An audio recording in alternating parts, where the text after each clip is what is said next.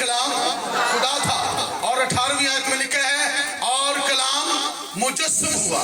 Hallelujah. 14वीं आयत में लिखा है और कलाम मुजस्सम हुआ और हमने उसका ऐसा जलाल देखा जैसे बाप के इकलौते का जलाल।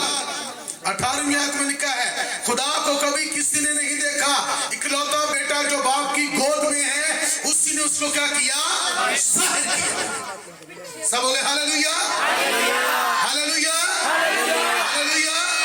अगर कोई कलाम का लिहाज नहीं करता तो लिखा है जो कलाम का लिहाज नहीं करते वो भलाई को नहीं देखेंगे। जो कलाम पर तवज्जो करते हैं वो भलाई देखेंगे, जो लिहाज करते हैं वो भलाई को देखेंगे। यिर्मयाह की किताब में लिखा है ऐ पुष्ट के लोगों खुदा उनके कलाम का लिहाज करो। जो कोई कलाम का लिहाज नहीं करता इट्स मीन वो खुदा का लिहाज नहीं करता, और जो खुदा का लिहाज नहीं करता वो बरकत का वारिस नहीं हो सकता। याद रखिएगा, आप जितने मर्जी गीत गाएं, जितने मर्जी मौज से करें, कुछ भी करते रहें, आप अगर आप कलाम को इज्जत नहीं देते, कलाम को तरजीह नहीं देते अपनी जिंदगी में, तो आपकी इबादत का कोई मकसद नहीं है। आमीन।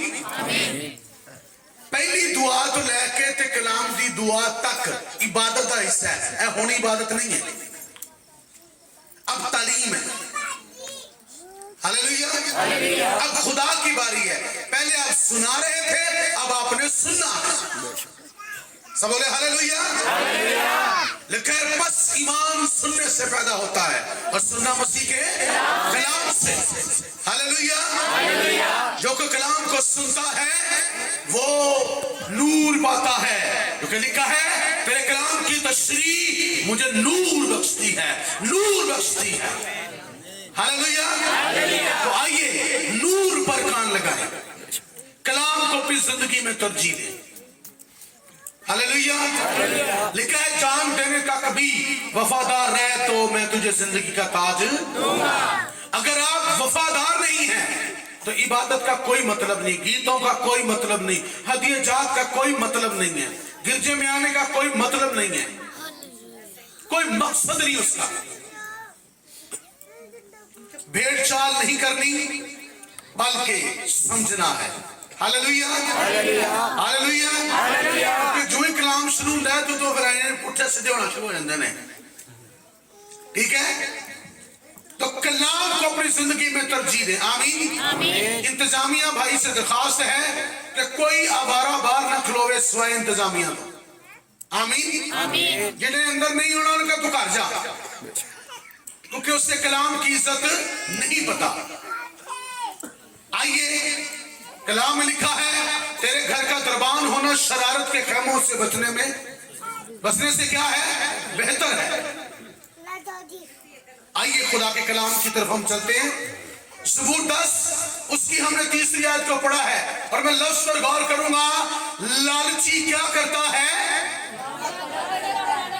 खुदा की क्या करता है, खुदा की क्या करता है, लालच। लालच के बारे में लिखा है लालच गुनाह की क्या है, जड़ है। लालच क्या है, लालच क्या होता है, वो चीज जो आपकी ना हो, जिसके आप हकदार ना हो और वो आप लेना चाहें, तो ये लालच है। ये क्या है, लालच है। ये लालच है, जो चीज आपकी नहीं, जो आपका हक नहीं, अगर कोई वो शख्स चीज लेता है तो वो क्या करता है, वो क्या है, लालची है। और जो लालची है वो खुदा की क्या करता है, बोले क्या लिखा है, खुदा को क्या करता है, खुदा को रद्द करता है, खुदा की बेइज्जती करता है। लालच की इकसाम है। लालच की क्या है, एक लालच वो है जो गुनाह नहीं।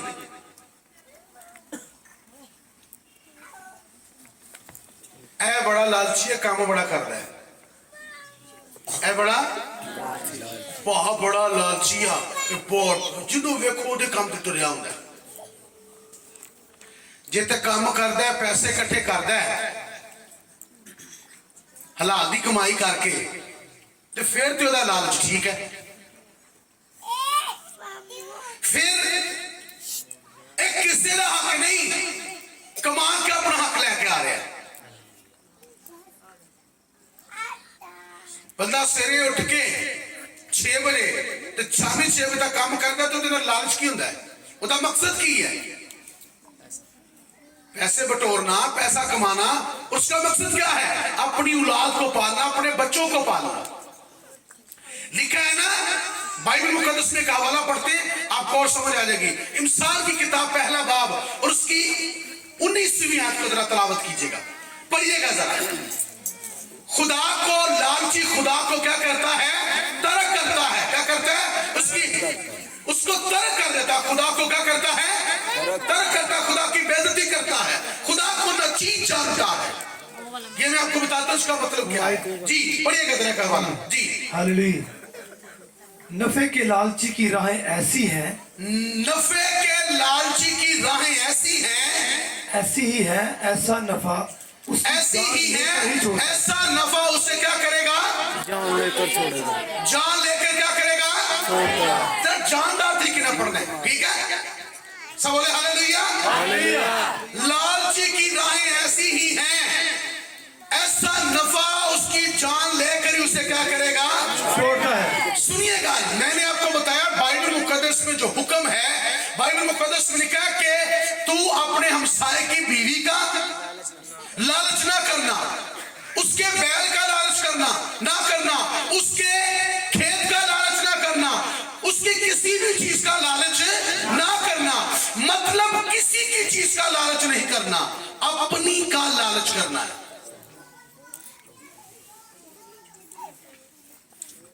हमसाये की चीज किसे दी है ते लालच करके धोखा करके ले आंदा है, ये नाजायज है।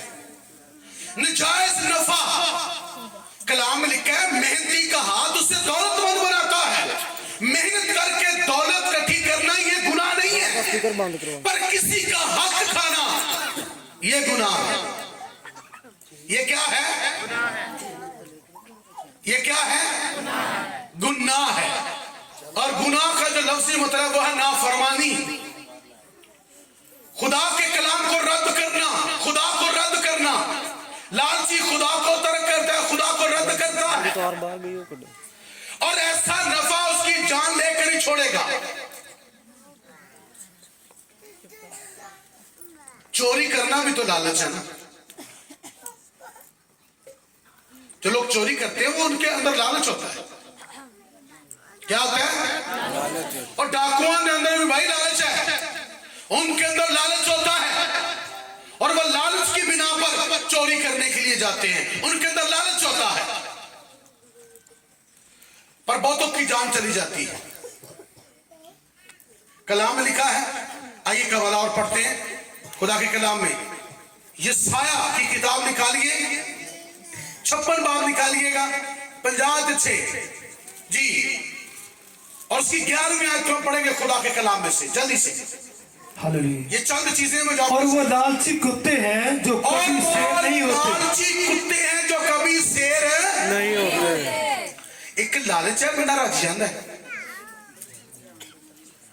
ते रजता तो वही है जेड़ा हक नहीं खांदा।